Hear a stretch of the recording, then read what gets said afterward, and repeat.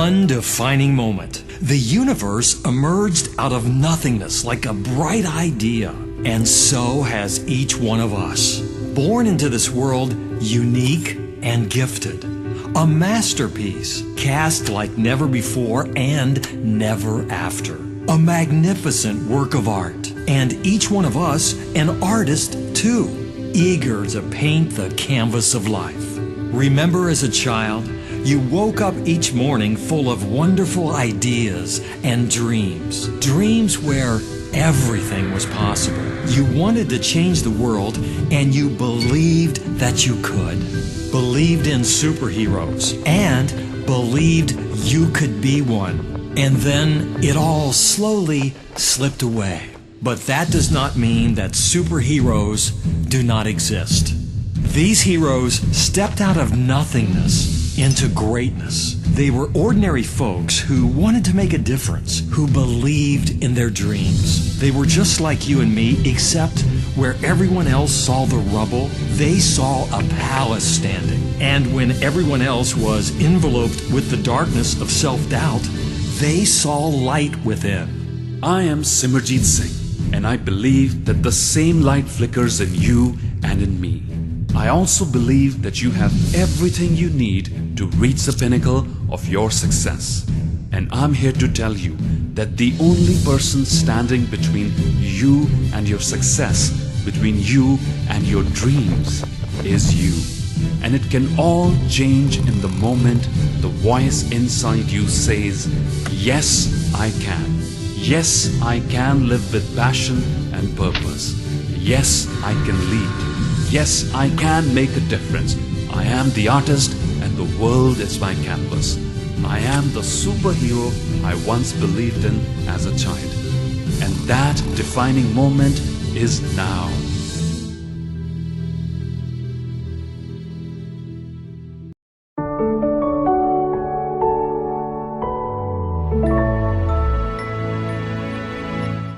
Ladies and gentlemen, welcome to another episode of the Beginner's Mind series. Our gorgeous, talented guest today is a professional psychologist and a friend who loves guiding people to find their dreams and their desires.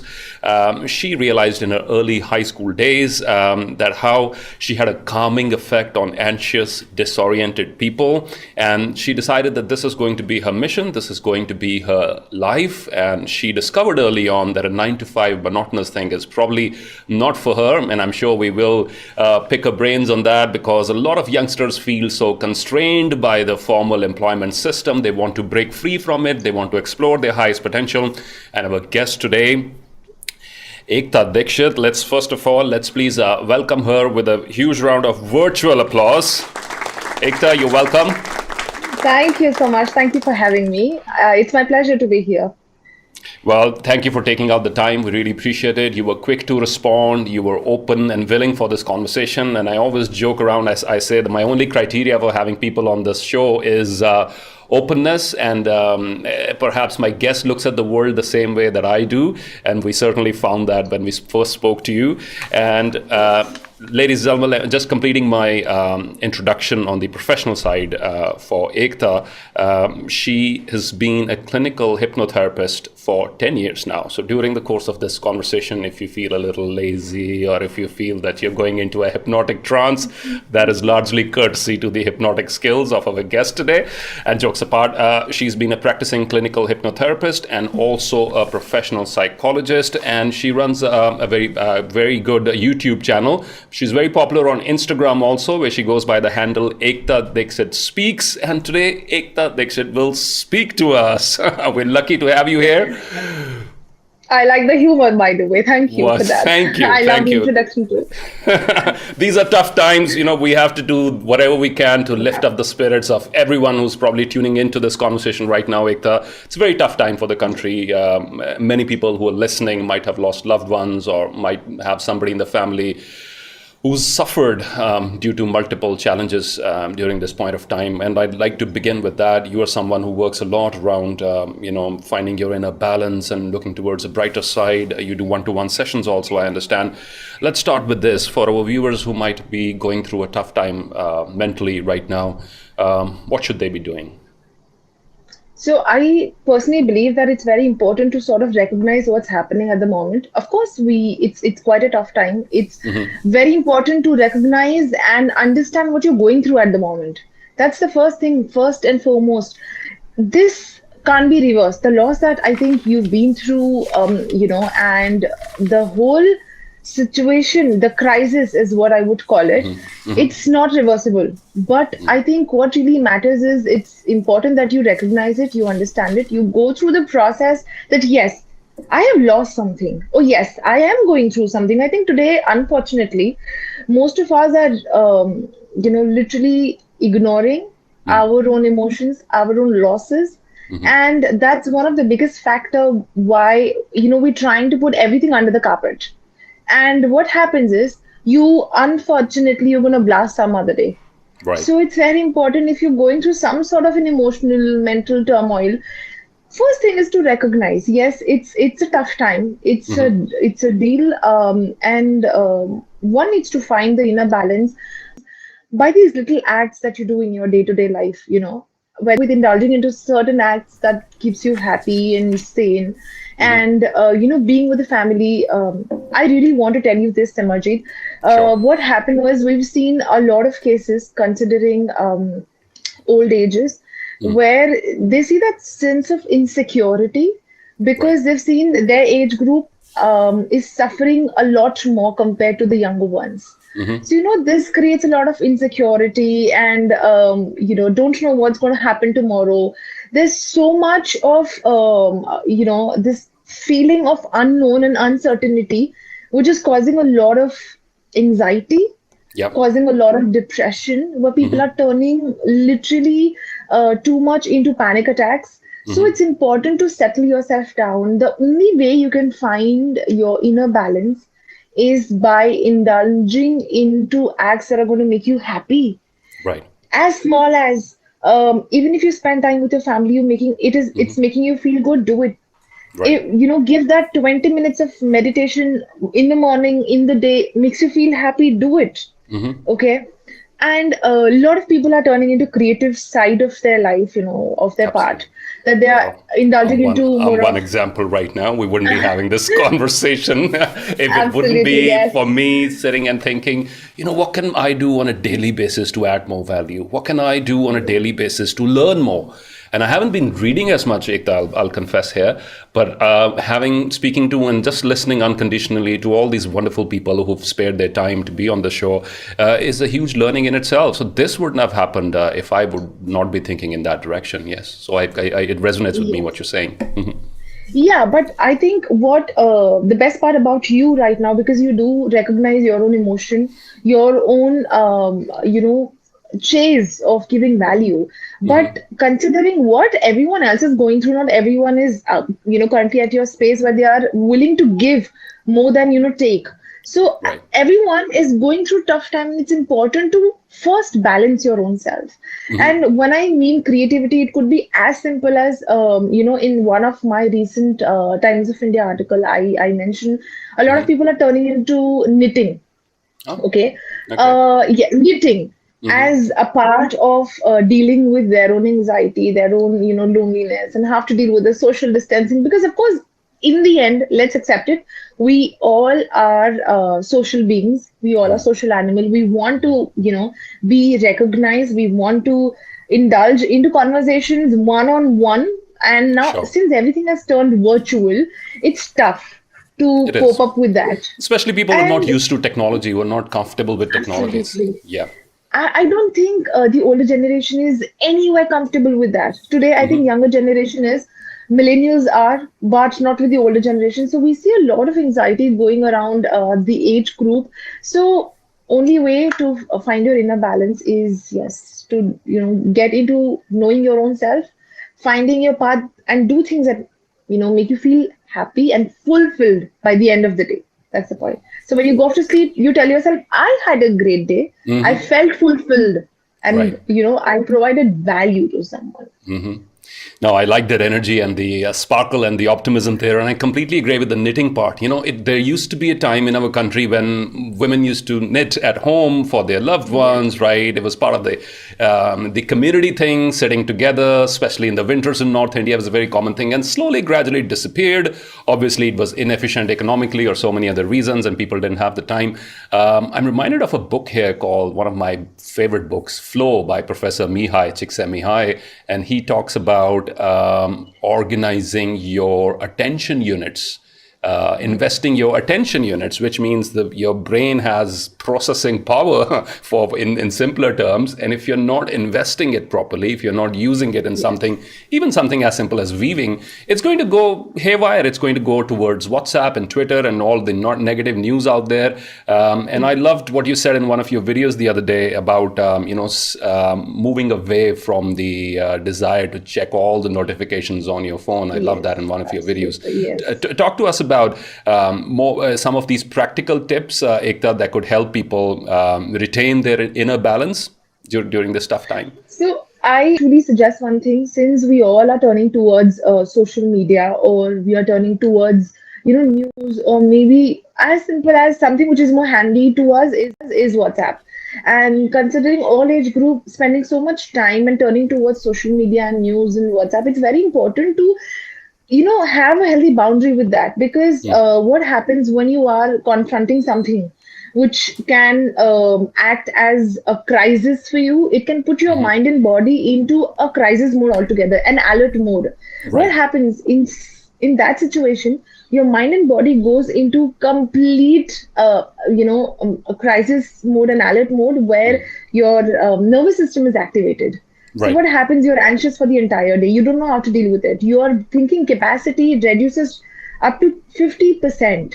Now that's huge. So there are a lot of WhatsApp groups that sends unverified and unwanted data. It's important to get rid of those WhatsApp groups for the time being, till the time you think that you are, when you feel that you're balanced, you're mentally able to handle things, rejoin it again. But at least for the time being, cut off from the news, cut off from any sort of, WhatsApp groups that sends a lot of data or unverified messages related to, whether you call it COVID-19 or whether you call it anything that can act as an alert crisis for you. Right. So in effect, if you don't take charge of this, you are allowing this media to press the wrong buttons on you. Sometimes we blame other people. Absolutely. You press my wrong buttons today, and that's why I'm triggered, right? We blame it on folks around us.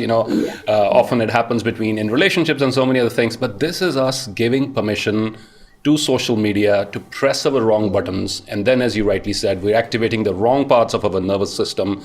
And hence we end up with the results that we end up. So taking charge of that situation, really important. And also to understand, we did not have all this information before. 10 years ago, we did not have the flood of this information. Maybe 20 years ago, as kids, perhaps you could read this resonate with you.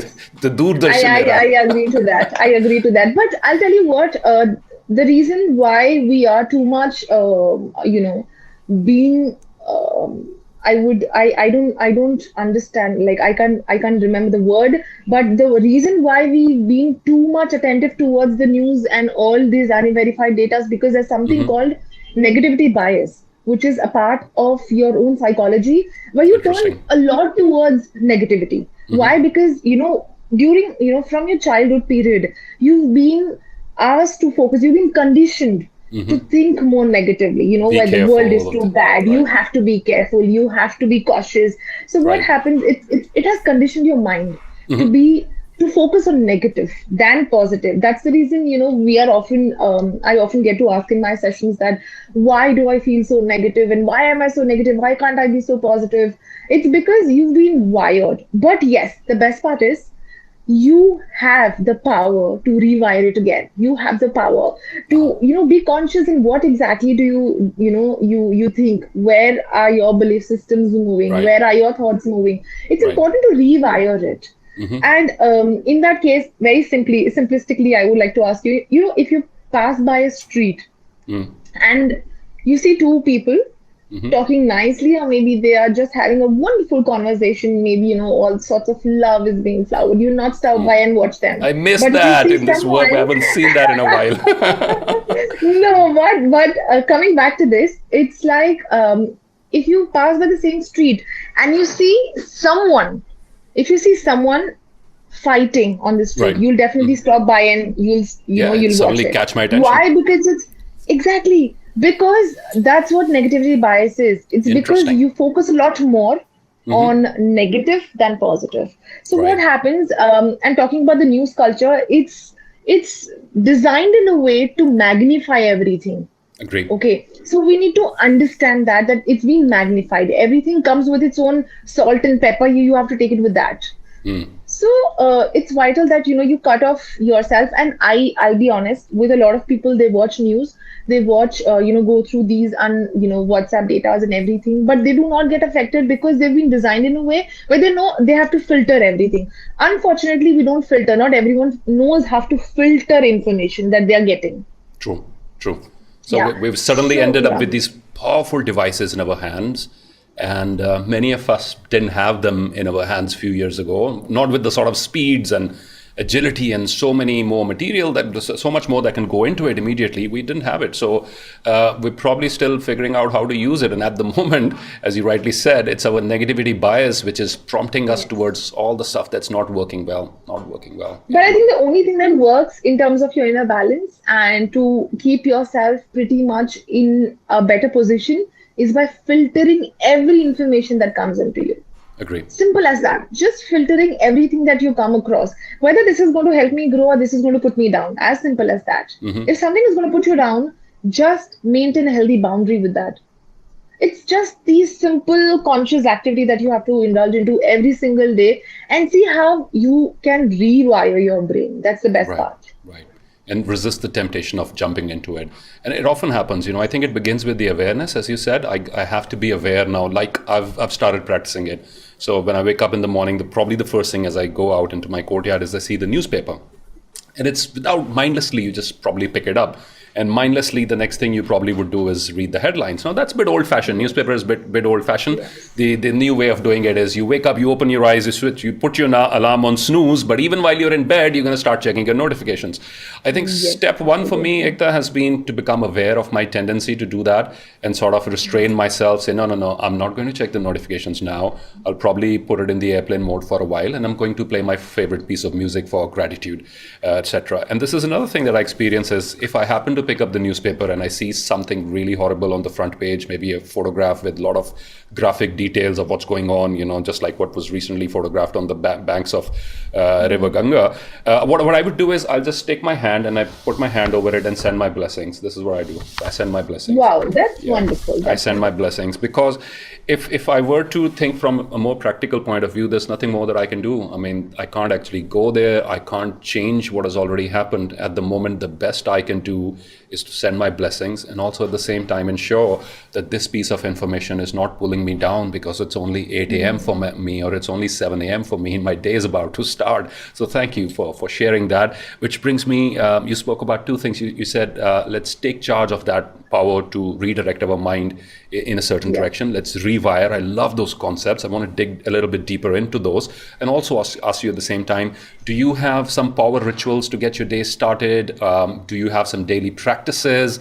Talk to us about your, especially the beginning of your day, because I noticed this thread, this common trend in so many people that I've spoken to. There's something very special in how they kickstart their days.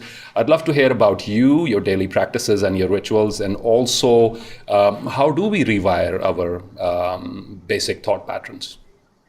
Okay, so I've recently spoken about the morning ritual in one of my Instagram video and I truly believe in this. To be honest, I believe your start of the day is going to decide the vibe for your entire day. So the reason why I mentioned why it's important to sort of, make sure you filter everything, that's what happens when you wake up, okay? You are into a state of mind where you're just getting out of your snooze button, where your brain is wired in such a position right now where you're trying to get into more conscious mode, okay? But what happens when you watch something, the first thing that today everyone does is take their phone in the meantime of snoozing off your alarm. You instantly open your social media account and you start scrolling up. That's the Yep. first thing that I noticed, considering the millennials as well. Right. That's not just millennials, I'll be honest, even with old All age of us, ones. I've right? been seeing everyone around me. Everyone with the And I device. I see, mean, let's be honest. absolutely. There's billions of dollars invested into making sure that we are hooked onto these notifications. Absolutely. And what happens is, because I see everyone, you're still on the bed, you're lying down, but you're going to take your phone. Either you're going to start playing game, checking that, oh, how many cons have I won overnight? Let me check on my game. Or maybe let me see who has posted what. How many new What happens subscribers is, or how many views of my videos? It's I agree to that. right, That right. comes with, see, that comes with a small portion of content creators, but not with everyone. But let's talk about something which is on a layman's term, where Agree. everyone, not everyone is definitely a content creator checking with their views and everything. But on a very general level, it's like the first thing you do is scroll your social media. So what happens? When you confront any media, even considering yours, your habit of just going and checking your newspaper, and the first thing that you do is, okay, let me just read the headline. And Right. if you see something which can put you into a crisis mode, what happens is, like I mentioned, you're completely into this anxious state right now. What's going to happen? And then you start interlinking that with other thoughts for the day. So that's what happens. So one of the things that I do in my morning ritual, and I really suggest everyone, is keep your phones far away from your bed, your space. Okay, so that Vehicle, even nice. if you have to hit it, okay, you don't have to keep it around you, because Right. one thing that we do is, in the name of hitting snooze, we lie there and scroll. Right. So just get up and keep your phones far away. And Right. if possibly, keep it in another room, or maybe in your living room, or maybe in your Right. guest room, or wherever Yeah. possible. Not so far that you have a panic attack. And I'm only kidding. Absolutely.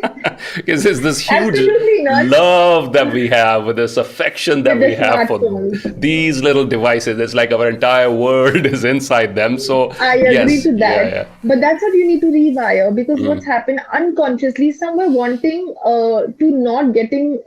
wanting to not get addicted to your phones, and you're still getting addicted to it for a Right. lot of reasons. Of course, you want to check with the updates, what's happening in the world, with the politics, with the government, with your channel, or maybe with your random social media. Nothing of those sorts, particularly from a content creator's perspective, but on a general level, you've been so addicted to everything. And today, considering how everything's become so handy, where you just switch on your Instagram, and you have these tons of reels coming up. So it's an endless Right. scroll for you. So True. few things that I do suggest, even in terms of phone addiction, is first and foremost, log out of all your social media account. When you have to manually log in everything with all the details, it's going to be boring for you, because your mind is going to be like, it's too much to do. Let me just keep Right. it. Make it And difficult that's for what you. happens. Hmm. Yes. So you have to get into habit of something that's going to allow you to grow. So get up, keep your phones far away from you, so that you just have to hit the snooze button. The first thing that you have to do is get and walk towards your gallery, because Right. that sunlight, that sun rays, or maybe the daylight, will completely put you into an awareness mode, which is an alpha state, a delta state, where you're being aware of what's happening around you. So a lot of people ask me, how do we wake up early? I think these are the habits that you have to just indulge into, where you get up, keep away your phones, and that's what I do. I get up, I just hit my snooze button, and without checking anything, I walk towards my gallery. I literally relish those 10 minutes of nature gazing, because I love it, and it refreshes me, puts me into a state of gratitude. And once I'm into this state, I basically stretch myself and then get started with the day, where I know that definitely going to have a great day ahead, and then I start planning it. So that there's a complete ritual that I follow, and this is what I do. So something that allows me to get into a better shape mentally and emotionally. To take charge of what's going on, and to No, lovely. I agree with that. In fact, in one of the short videos that I did, I called it morning decisions. It's just a term I came up with, and it's morning decisions as you probably have a good idea of the issues that you're going to face during the day. You probably are aware of the irritants, whether in human form or otherwise, that you might come across during that given day. You probably have a decent idea of the sort of situations that could happen where you could lose your temper or you could lose your balance. I call that 10-15 minutes of visualization time where I put on some good piece of music and I just want to see myself not reacting to those triggers. And I visualize myself, I know that irritant is there. I know that testing situation is there. I know this is where I usually lose it. But I'm not, in my head, in my visualization. And that's my morning decision. This is me. This is how I see myself for those 10, 12 minutes with that music. And most of the time, it's pretty helpful. And I understand it completely resonates what you said is what you're doing is you are taking charge of your thought process. You are kickstarting, conditioning your own mind so that you end up having a great day, which is really important. Now, a lot of your work, Ekta, centers around the development of human potential. I see you're most passionate about, people achieving their highest potential. Talk to us about what do you feel are in your experience, are the major constraints, the major limiting factors? And, what are the traps we usually fall into? And how can we get ourselves out of them? Why don't the majority of people, we have gadgets, we know more about the gadgets we own than about ourselves. We know more about the functions on our cell phones and what we can do on Zoom meetings. I can change virtual backgrounds, I can do this and that.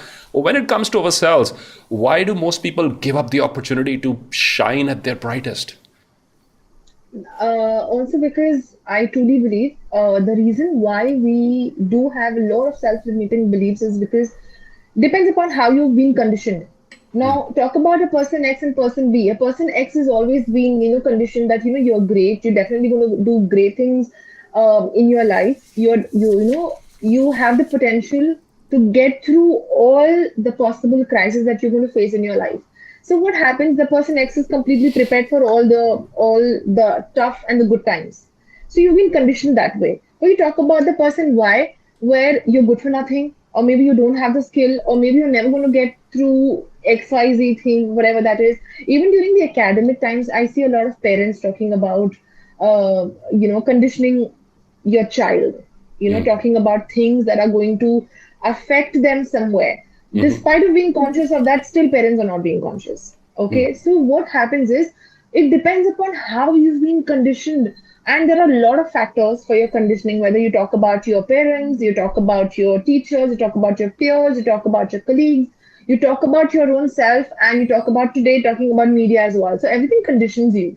Okay, so when something starts conditioning you, what happens? You start having either you have a growth mindset or you have a self-limiting mindset. That's what happens. So it's important to figure out what kind of mindset are you really holding on to. And to be very honest, what happens is we have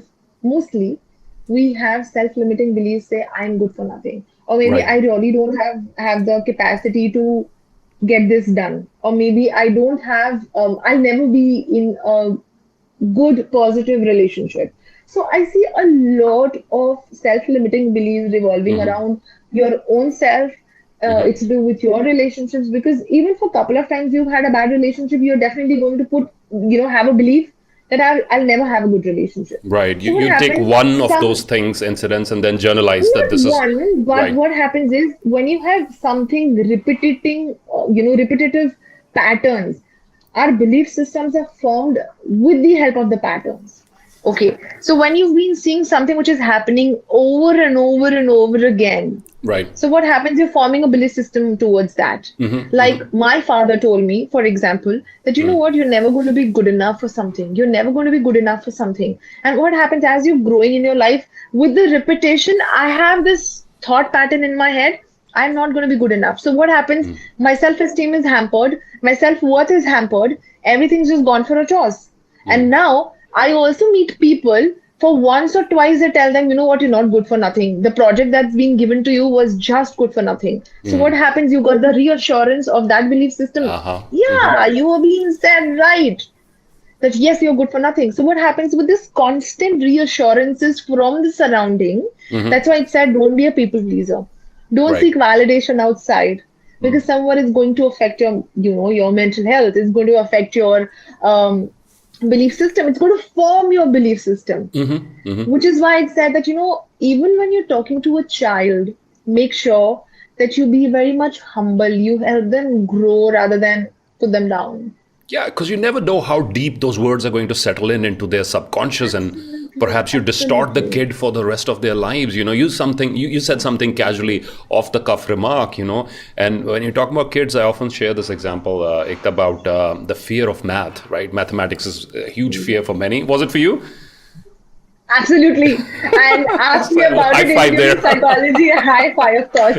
Even during psychology, for me, doing statistics was one of the biggest pain that I went through. Right, and Because stats of is not that- hardcore math. Stats is a lot different. It's not hardcore algebra. Stats and testings are not statistics as in the basic statistics, but we used to do the psychometric testings and statistics. Okay. They are very different. To understand a person's intellectual capabilities, their aptitude, and all of that. So we have the psychometric testings, right?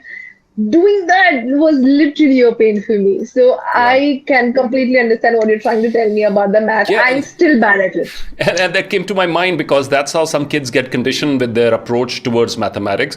And if that was the case largely for me, I was not a natural when it came to... No, this was my self-limiting belief. And I'll tell you how it, with time and with certain external circumstances, how I was able to shatter this misconception that I had. I thought I was not good at numbers, which was wrong. I probably was not a natural for these suppositions, algebra, X. I made a video about this, how I ended my love affair with X. Now, up until 10th, you had a big chunk of grade 10th, you had algebra and trigonometry and all those other things. Luckily, I did not take non-medical. I went for commerce, and commerce had this beautiful subject called accounts. And accounts, the whole world made sense. If 100 rupees is coming into a business, you spend 60, you've got 40 left. There is no X. I was like, wow. And I did pretty well on it, Ekta. I topped, in fact, I was, in the entire state, I was in the top 10 or something like that back then, which for everybody was a big, which I perceived as a weakness. But here's where the weakness was. I was decent at numbers. I was not pretty good at suppositions. But however, now one exam didn't go too well, and I'm sort of running away from the next exam for mathematics. And somebody told me, you're probably not good at math, right? And someone in the family says the same, or somebody says, in our family, folks are usually not good at mathematics, right? We're more the so you got the literary... reassurances time and again. The external thing kicking in. We're more the literary creative types. And then another exam happens, and then I don't do well again. So by now, it's sort of firm. That belief is firm. And now I'm telling it as a matter of pride, as my identity to others. My name is Simerjeet Singh, and I'm not good at math, right? So it's become a part of my identity until a few years later it changed. And I do believe one thing, like you just mentioned that with your accounts, right? What happens is, I totally believe in one biggest factor of life in your daily habits. That is only when you get into the waters, you realize how deep it is. Right, agree. So only when you got into it, you pushed yourself. You literally, examined your own ability that, okay, let me try. Even if I fail, it's okay. Let me just try. So what happens? I believe that unless and until you don't step into the waters, you don't realize how deep it is. Okay. And always and forever, that clarity always comes with the engagement. That's something that I truly believe in. Only when you get into it, you indulge into it, when you engage yourself into something, you're going to get the clarity whether this is meant for me or no. Now, I'll be here and I'll think that I don't know whether I'm going to be good at acting or no, but unless and until I do not engage into it, I'll not be able to figure out it's going to, it's meant for me or no. That's so clarity comes with, That's an aha moment. So clarity comes with the engagement every single time. That's the point. So listen carefully, guys, once again to these words of wisdom, which are clarity comes from engagement. You will not find out whether you're good at something or you're not until you try. So don't be afraid to try. Don't be afraid to test the waters. And I also say personally, from a personal perspective, is Don't take any setbacks that happen. Don't take them personally. They're not part of your identity anymore. You consider yourself as an explorer. So what happens when you're exploring? You go to a new city and you end up in the wrong street. You don't curse yourself saying, how damn stupid are you, right? You don't say that to yourself. Say, hey, I'm in a new city and I didn't read the map properly. Here I am. Where do I go from here? You ask someone for directions. You do something. You try to figure your way out. And it's similar. And I love those words, what you just said. Clarity comes from engagement. I'm sorry to cut you off, but I'll just tell you, it's easier said than done. To be very honest, in my own daily practices where I see, it's very easier said than done when you tell someone that, it's okay, you just try something and that's going to be fine. What happens when you look at something which is a bigger, chunk? It's going to overwhelm yourself thinking, right. Oh my God, it's too much to handle. But when you take one thing at a time, you chunk it down into small steps, baby steps matters. And when you take one day at a time, even considering your example that, even if you land up on a wrong street, right. Tell yourself, it's okay, I can still figure it out, because everything in life is figure outable. No matter what you do, everything is figure outable. Just coined a new word there. Figure outable. No, you deserve a round of applause for that.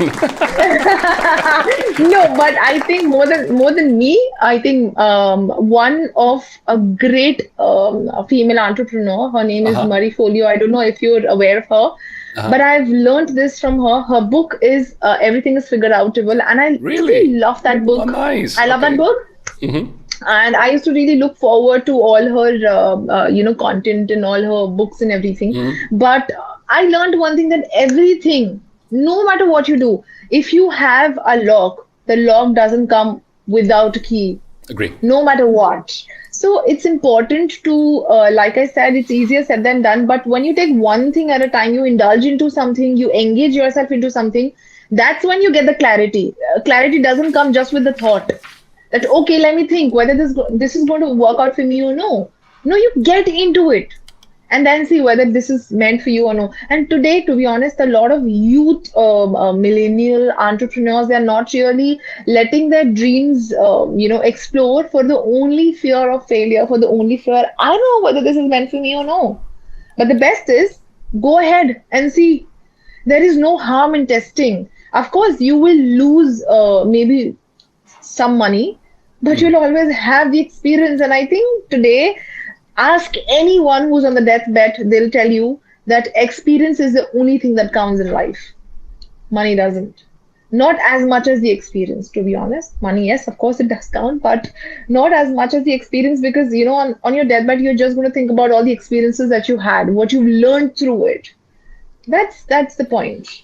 And rightly said. And what would you rather be with on your bed or when you're old? Would you rather be with a ton of money and a lot of regret of things that you should have done, you could have tried, but you didn't?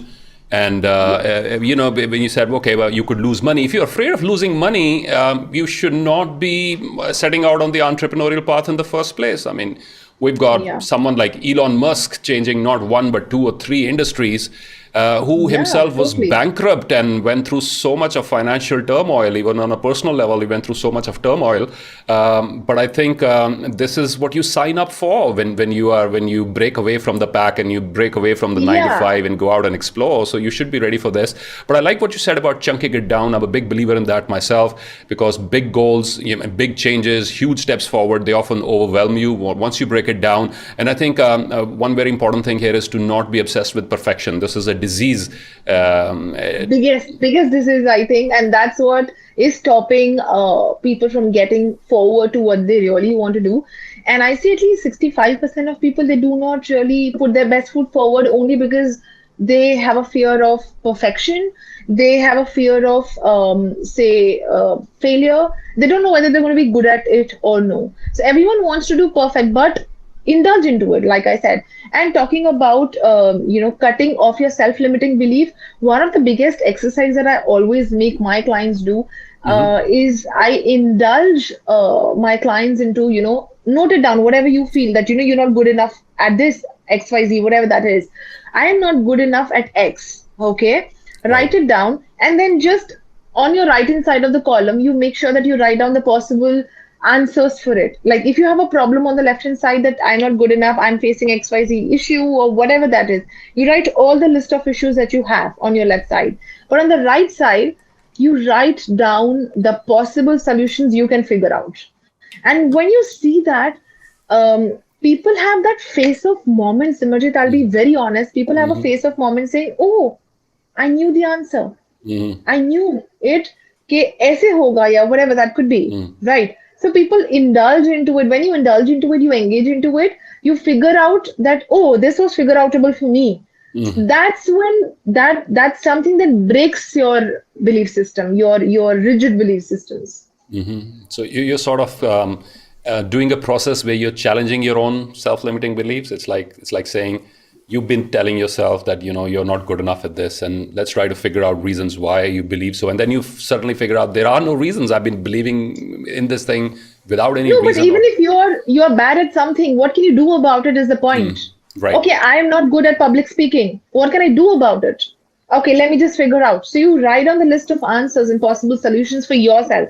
And what the best part is, you figure out the solution as per your own personal profile. That's the point, and that's the beauty of coaching. Because in my practice, I've understood one thing. Even as a young teen, when I started studying psychology, I realized one thing, that no matter how much value I try to provide someone, but unless and until you do not get into it, I will be able to take your hand and show you the path that, see, this is how you can walk. But if you do not choose to walk on that path, you do not figure out for yourself, I can't help you.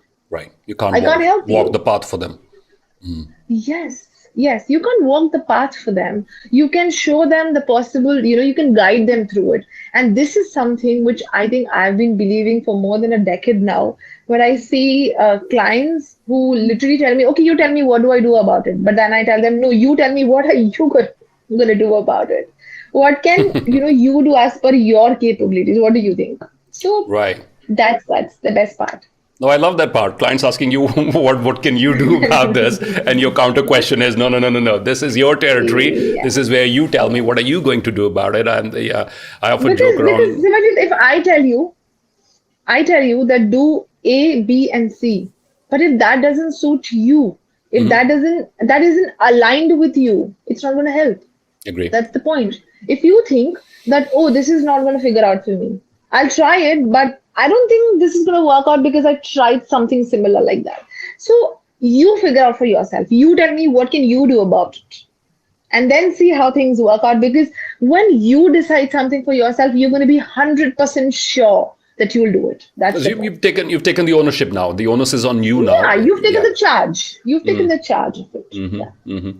I often say that this thing I observed in the most expensive gyms across the country. You can you can get the best equipment, get the best trainers, but boy, you're gonna have to go down on the floor yourself and sweat it out for yourself. You cannot hire anyone else to do your push-ups for you. Jim Rohn said this, and I love those words they're saying. And I agree in terms of making the tough decisions in your life, in terms of figuring out what lies ahead. You've got to take charge, and you have valuable resources out there, people like yourself who are adding immense value. But at the end of the day, you got to sit again with yourself and see how that affects me, as you rightly said, because one of the solutions might not be the best for you. So you then figure out an alternative, what works in that sense.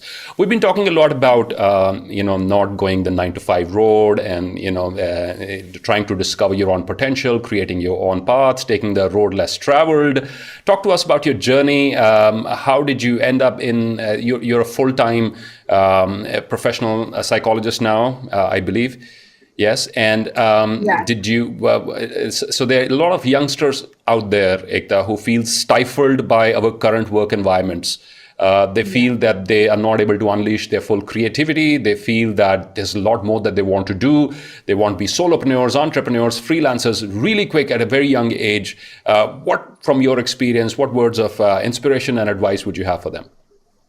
Okay, so basically what happened was, even like I mentioned, in my young teens, I used to give out solutions to people. People used to come up and say that, I have this issue, but how do I figure out it in just a normal conversation? Now, you and me are talking, and you just come up with, something that you're facing, the challenges that you're facing. And I would just come up and tell you that, why don't you try this? This might help you. And the way I would, put across I wouldn't say solution like I mentioned, but I would I would guide.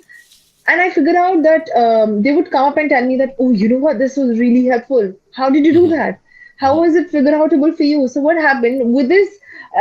Like I mentioned, with the repetition time and again, I realized that, this is really giving me a good, happy, feeling when you see you're adding value to someone's life. So I got into psychology also because I had one of a family member who was the biggest, I think, influencer in my life, and I realized that she would tell me that why don't you do psychology? You try and understand someone else, you understand someone's emotion, someone's behavior, and I think that's something intrigued me that okay, let me just understand someone's behavior. That's the best way. So I got And into here's it. somebody else telling And me that this is possibly a strength area for you. So that was like a little yeah. aha moment, right? Okay. Yeah. So I realized that was, of course, one of my strengths, and I got into it. I pursued, my academics in psychology, and then, of course, took a sabbatic. Even during a sabbatical period, I made sure that I am doing something which is much more productive. So I did hypnotherapy during that period of time. And what I realized that this is really helping people, and this would give me a good kick or push, is what you would call it. So then later I realized more than one-on-one coaching, I was much more better as an orator. So I started taking a lot of webinars and seminars, events and speaking events. So that's something that I got into over the period of time. And this allowed me to understand that, you're influencing someone. And I think over a period of 1 month, 1 year, I got into social media just from a perspective that, okay, let me just start adding more value here as well. Since we know we are in a digital growing space, why not, if I can, influence one or maybe 10 people at the moment? How about I do it to hundreds and thousands and Right. millions? Why not? Leverage the So power of social media to take your message to a wider audience. Yeah, sure. I realized that when people would come up and, confront it to me that, how I've added value to someone's life, how they've really figured out whether it was to do with their own potential, their relationships, and they've saved their own life. It was more like an aha moment for me that this is what I maybe, I'm meant for. And I realized this very much quite late in my life.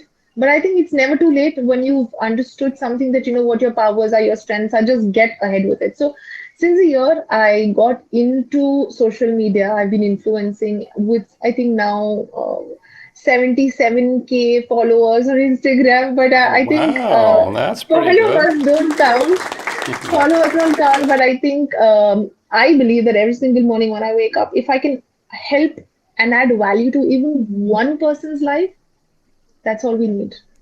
I think that's something that I'm really looking forward to. So I would suggest today's youth, considering, when they have certain dreams, all you need is your passion. And we live in a digital era where you don't need much more.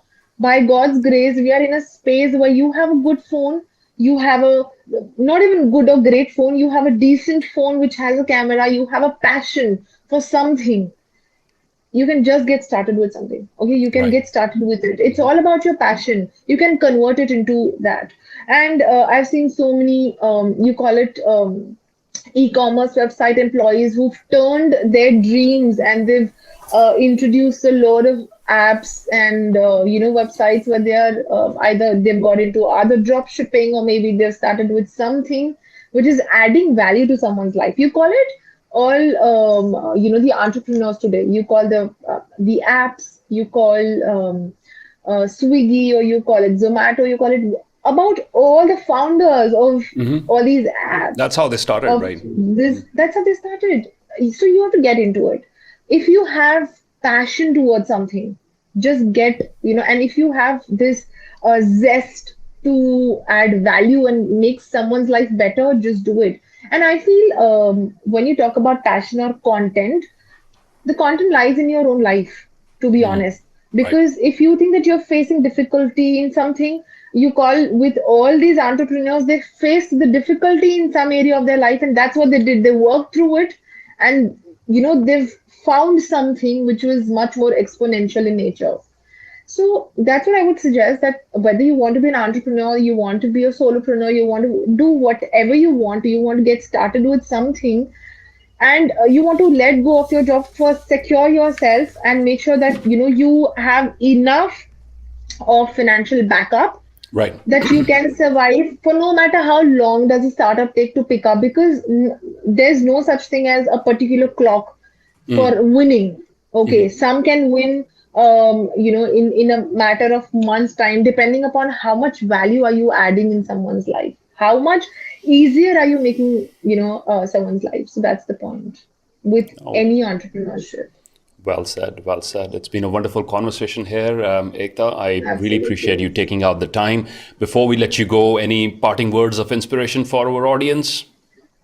Uh, well, I think we've almost spoken everything, but one of the things that I really want to talk about, if you talk about life discovery, know your daily habits. For everyone around here, whoever is watching, it's important to know what are you doing in your daily life, because the magic really lies in your daily, habits. How, what are you indulging into? Now there are two people: a person A who would just get up and do something that's going to help that person grow, or person B who's just going to get up and literally slide through the day as if I don't know what to do. Or maybe I would be indulging into something which is not helping me grow. Or maybe I'll be busy with playing game, or maybe I'm going to be busy with watching TV or Netflix or whatever that is. So you have to indulge into activities that are going to allow you to grow. Whatever you do, one question, ask yourself: is this going to allow me to grow, or this is going to put me down? Whether it's to do with your friends, your activities, your circle, everything really matters. And if you really want to grow in your life, all you got to do is be conscious in every single act that you do in your life. Every single act, every single moment, whatever you do. You have a choice. Either you Netflix and chill, or maybe you have a choice to take a book and equip yourself with good skills. Right. Two choices. So it's the choice is yours. Make sure that you're choosing something that's going to literally allow you to get in a better space tomorrow. Absolutely. It's these tiny moments, decision moments, like should I do this, should I do that, which will have a strong ripple effect. I'm reminded of a quote by J.K. Rowling, who spoke about choices. She said, "Your choices in her Harry Potter series." She said, "It's your choices, Harry, that will have a larger impact on your life than your abilities." And don't we see so many people like that with a lot of ability, a lot of potential, but making the wrong choices, and especially those minute, tiny, everyday choices which The you daily spoke habits is about. what I would call it, because your habits really have the power to transform you into a person you really want to. Right, So right. just be conscious of your daily habits, and there you go. Be mindful of how you're spending your day. Be mindful of, Absolutely. and I'll tell Yeah. you what I spoke about, asking my guests about how they spend their day. I had two gentlemen come onto the series who spoke about, the first hour of the morning, and one of them is getting up at 4 a.m. in the morning. That's Christopher Salem, Yeah. Chris Salem from New York. And I spoke to a couple of other guests, and they all had this. And listening to this again and again, 3-4 times in a row, and I started implementing a little bit more of it. I said, look, let me be a little bit more conscious of how I'm at least spending, if not the first 1 hour, the first half of the day. What am I doing during that time, and where do I need to declutter? We're so careful about decluttering our wardrobes. Okay, this is not the in thing anymore, I need to perhaps give it away. Or we declutter our wardrobes, our homes, our hard disks, and we need to declutter here as well and be more mindful of what we're putting in. Yes, Yeah. absolutely. And one thing that I would really like to mention here is, Uh-huh. when we talk about the early mornings, the first half of the day, one thing, I take it in such a way, your mind is like a battery. How Yeah. are you using that battery is very important. In the first half of the day, make sure that you indulge into activities or things that are going to allow you to get into a better space, like I mentioned. And let your second half be something which is much more relaxing. Right. Get into more acts or work which is, which you feel is going to drain you a lot more, or which does not require more of your energy or more of your mental power. You can do on the second half of the day. So think of your mind and take your mind as a battery. And every time you do something, ask yourself, is it going to deplete my battery in a better way or in a good way? Or is going to in charge a me bad up. way. Yes. So that's something that I really believe in. And I I like think, that concept. I like that concept. Think of your mind as a battery, right? And think about activities and people who drain your battery, and things about activities. And there could be people also, perhaps you agree with sometimes. There's just some people who are going to drain your battery out. And but I'll tell you something, something that you mentioned in our previous conversation, that sure.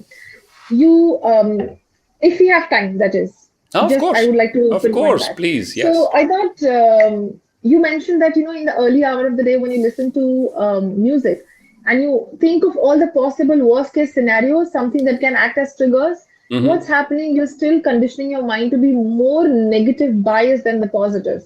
Ah. Instead of saying that, rather just put yourself in a better space where you indulge into more of mindful thoughts.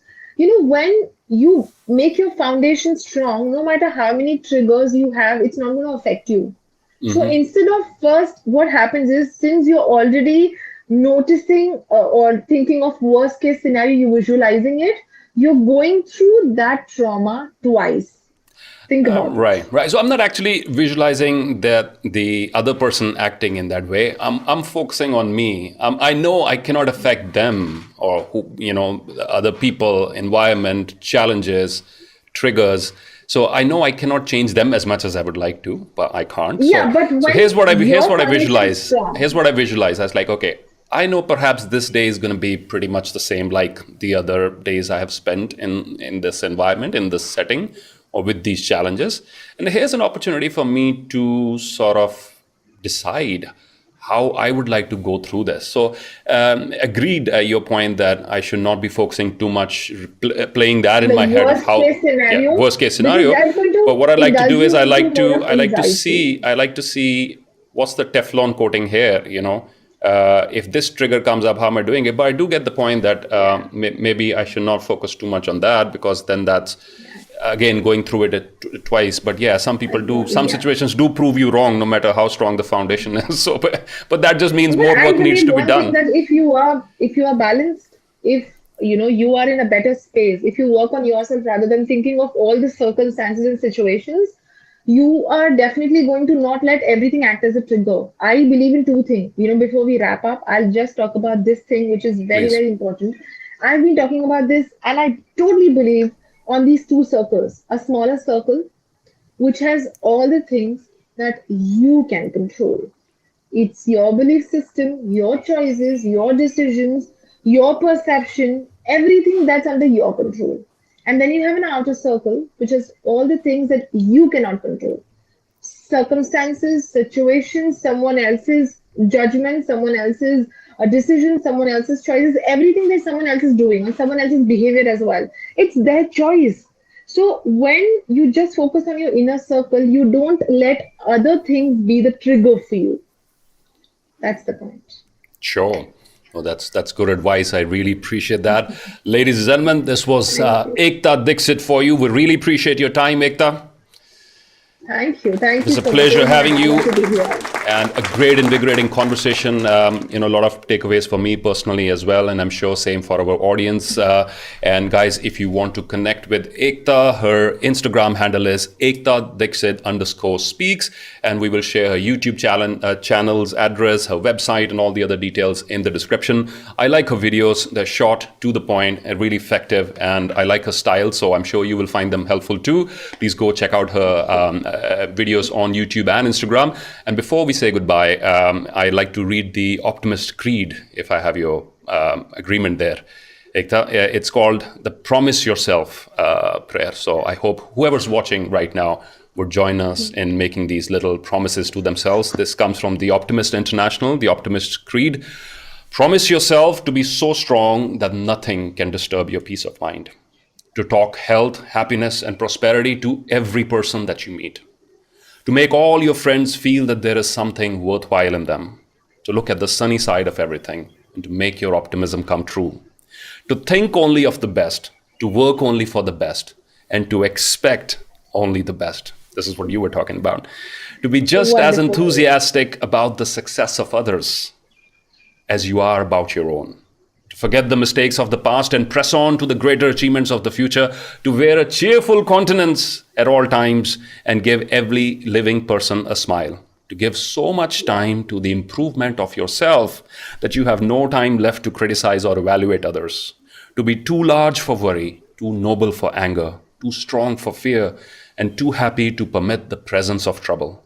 To think well of yourself and to proclaim this fact to the world, not in loud words, but in great deeds. To live in faith that the whole world is in on your side, so long as you are true to the best that is in you.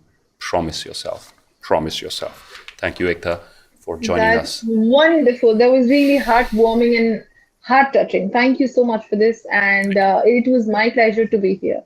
Likewise, likewise. We send our love and blessings and positive vibrations to everyone who's going through a difficult time right now. Yes, of course. Take care, guys. Thank Bye-bye. you once again.